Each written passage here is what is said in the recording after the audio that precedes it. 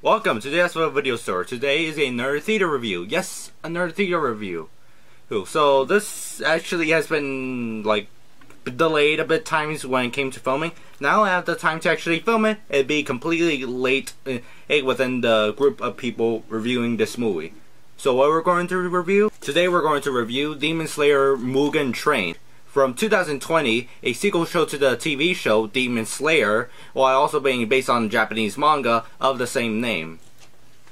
Wachow! So yeah, the film came out last year and now finally came around this year in April 23rd, 2021. I actually got to see it in its premiere, but now I actually have the time to actually film this video because thanks to that gosh darn King Kong as well video show video, this video was put on hold when it came to filming. Now I could film it and give you my opinions on it. But first off, I want to say that I've seen the show. I've seen the show before. I actually got to finish it on Wednesday, a few days before Friday the 23rd, to actually see the movie. We're actually planning to actually see the movie, whether if it's on the theaters, if it's still playing home video or online. Yeah, you have to watch the show first in order to see the movie. This isn't like one of those spin-off TV show movies, so you gotta actually watch the show. Okay, so without procrastinating, let's begin. The story starts off at the ending of season 1, where we see Tanjiro and his friends going into the train. I think it's called Mugen Train. Yeah, I think it's called Mugen Train.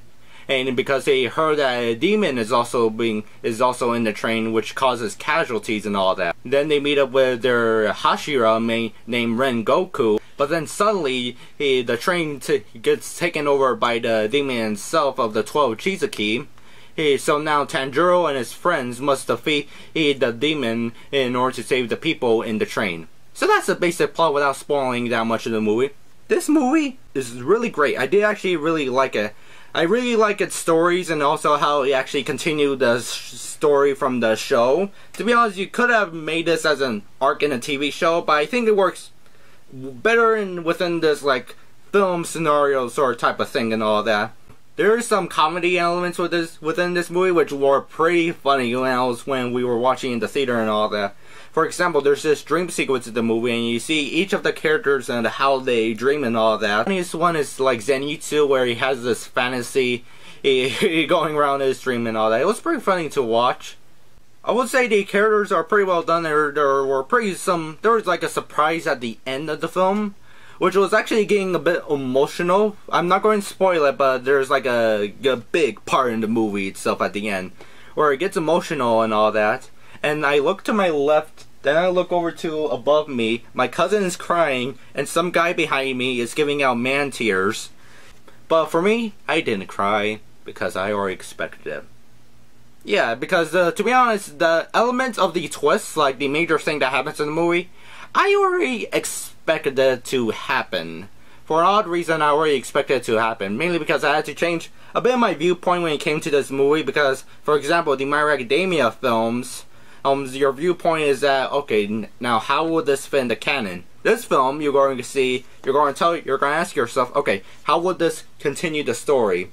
And after the end of the film, I was like, man, this is going to continue the story in a very interesting way. The animation is really great. I really like the animation itself. The action scenes and the fight scenes were pretty fluent. I also really like the incorporation of CGI within it. There is some CGI. For example, the train itself.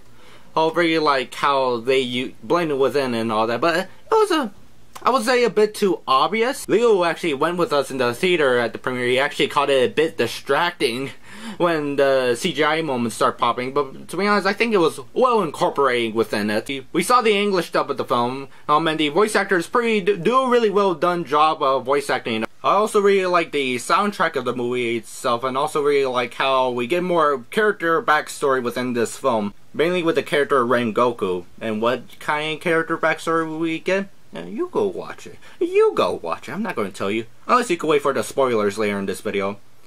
I think my only complaint about this movie is that at this point in the movie, you expect it to end. Well, for me, you expect it to end, then something happened to it. Then something happened. A twist! And kind of actually made the film a bit longer. And I was thinking, okay, you could take the twist, or this surprise, and try to incorporate it to the entire movie. Or just mention it around the beginning. but enough so the audience would keep it back in their heads in order for this to happen. I was like thinking like that because it kind of came up off-putting. I was like, wait a second, there's more? In any case, so I will give it 4.1 out of 5 stars. Yes, 4.1. Now we get into spoilers and all that. If you don't want spoilers, go watch the movie and also stop watching this video. But look, I have a little Tanjiro sword. Pretty impressive. Actually, you know what's funny thing about this Tanjiro sword? Is that I got this on eBay. This is literally the only Demon Slayer merchandise I own. This little Tanjiro sword. Watch out! Watch out! Go and leave the link to the Mellow video where I opened this on screen and all that. Pretty cool. It just sits there in my shrine. The first thing to talk about spoilers is Rengoku's death. To be honest, this is what I'm talking about where I'm saying that I expected to see this happen. For some reason I had this feeling that Rengoku will actually die in this movie and all that, or like basically be killed. But it is an interesting point within the story and all that where I actually see a Hashira being killed by a demon and all that. And then everybody in the theater started crying. They started crying when this... Well, not everybody in the theater. My cousin was over there crying, and also the guy in the back was crying as well. But the thing is, I didn't cry because I already expected that. Plus, there's one moment, like after Rengoku's death, the crow, because if you didn't watch Demon Slayer in the show, each Demon Slayer is assigned with a crow or a bird, where basically it tells them, go north, there's demons up there, go south, there's demons up there, go east, you gotta rest. Basically like that, and the crow basically spreads the message around that Rengoku had just been killed. But the funniest part of it is that the crow started crying. And I started laughing about the fact that a crow started crying, like a bird and all that, because I don't think birds could cry. And I really want to burst out laughing, but then I thought, it's going to be the most inappropriate thing I ever did in a movie theater, to burst out laughing after a character's death.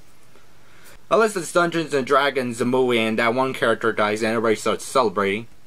You know the one. In any case, one of the interesting things about the film is that in the dream sequences, basically the demon, I forgot the demon's name, but basically the demon has the ability of, basically he has his eyes on his hands. Like, he has eyes on his hands, and if they blink, basically you're sent to sleep and you'll later die because you will never wake up.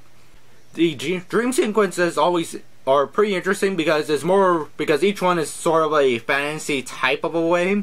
For example, Tanjiro, in the show, at the beginning of it, his family is killed by a demon. So he basically has his motive, basically trying to find the one demon that actually killed his family in order to avenge them and all that.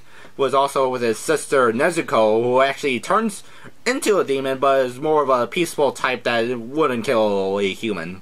In the dream sequence, Tanjiro basically has this dream of basically having his normal life, where basically with his family and all that, you know, enjoying the life and all that. But the thing is that it kind of gets a bit sad. It kind of gets a bit sad when he starts realizing this is a dream. I should get out here. Where he leaves behind his family, even though it's in a dream. It kind of made me feel sad. Like, oh no, those people don't know they're in a dream. Zenitsu's dream sequence is actually pretty funny because it's pretty funny where basically he has this fantasy of being friends with Nezuko and they basically both run around the forest and all that. They're like, yay! Rengoku's backstory is actually explored through I think it's explored through the dreams or flashbacks. But that's the interesting part of the film where basically Rengoku finally becomes a Hashira after... And he told his father, who was a former Hashira, and his father was like, so what's the point? But Rengoku gives like great advice to his little brothers, like, don't worry man, you could be a Hashira as well, nobody's going to stop you. So yeah, I think that's how it made the scene a bit more emotional when it came time to Rengoku's death.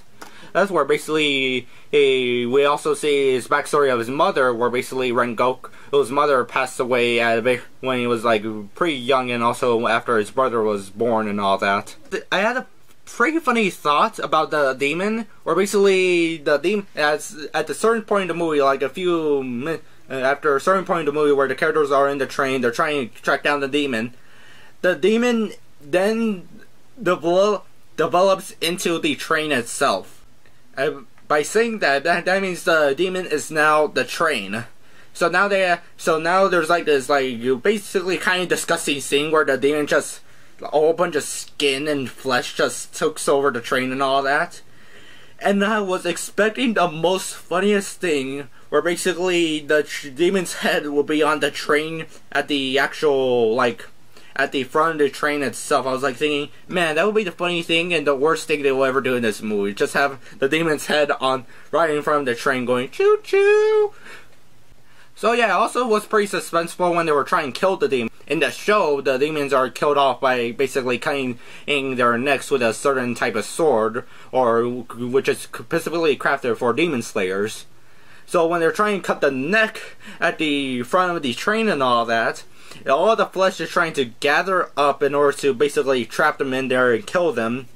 And basically they're like going, ah, ah, and they finally did it, and the train falls off the rails and all. I did brought up earlier was that basically when I said that the movie expanded a bit too long, like it made a twist, a surprise, and it made the movie a bit too long, was that another demon shows up from I think it's from the 12 Shizuki, and that demon actually kills Rengoku. Basically we have this epic fight scene of Rengoku fighting the demon and all that, and it was actually pretty impressive with the animation. But I thought that it was basically just like, oh, we're making this movie a bit longer. Surprise, we have this. And I was like thinking, what if you tease that demon? Or what if you show that demon like earlier in the film? And basically we would get the knowledge that this demon is taking this journey to wherever this train is heading towards. Like he's following the train itself. But then we basically go back to the main story. And at the end, and where the train finally falls off, the demon shows up like, hey guys, I'm going to kill you all.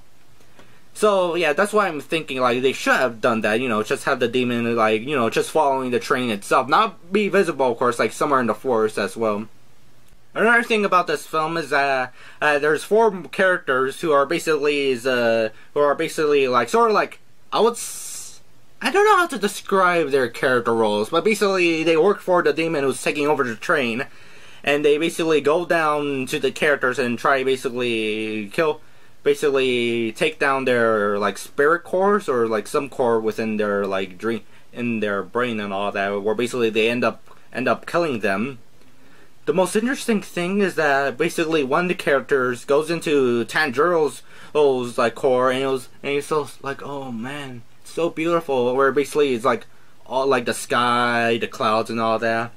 And the interesting thing is that he breaks down crying because there's these little spirit things in Tanjiro's mind that guides him to the core, and he's like, why do you guide me here even though I was about to destroy it? I was like, where basically you have this realization is that where basically you have this realization is that Tanjiro's literally the nicest character. Is actually nice and genuine, to actually leads to somebody to his core without realizing that he's going to destroy it and all that. Basically take down their spirit cores, or some core within their dream in their brain and all that, where basically they end up killing them. The most interesting thing is that basically one of the characters goes into Tanjiro's core, and he's so oh man, so beautiful, where basically it's all the sky, the clouds and all that. And the interesting thing is that he breaks down crying because there's these little spirit things in Tanjiro's mind that guides him to the core, and he's like, why do you guide me here even though I was about to destroy it? Where basically you have this realization is that it's actually nice and genuine, to actually leads to somebody to his core without realizing that he's going to destroy it and all that. Another thing about the character who goes into Tanjiro's dream, they mentioned a thing about him, and more basically they were basically come on, we gotta kill them and all that. And I think they mentioned a disability he has, and I was like, what? I forgot what's the disability. I was thinking, I kind of remember it. It started with a T, but I forgot what was the disability itself. And I was like, come on, come on, who cares that you have this? We gotta kill them. And Tanjiro was like, oh, that's sad that somebody has that. And I was like thinking, well, why do you put that in the plot? That has nothing to do with anything. I wonder if it's like done by the English dub or it's actually in the Japanese version where basically they mention that disability and all that. So yeah, that's all I have to talk about the film itself. I thought it was really good, and I recommend for people to watch it and all that. It was interesting to have the theater experience itself of finally seeing a movie in its premiere. The funniest thing is that there was a possibility of not me going because the plan was to have Leo's sister to also come with us, but we wouldn't fit in the car.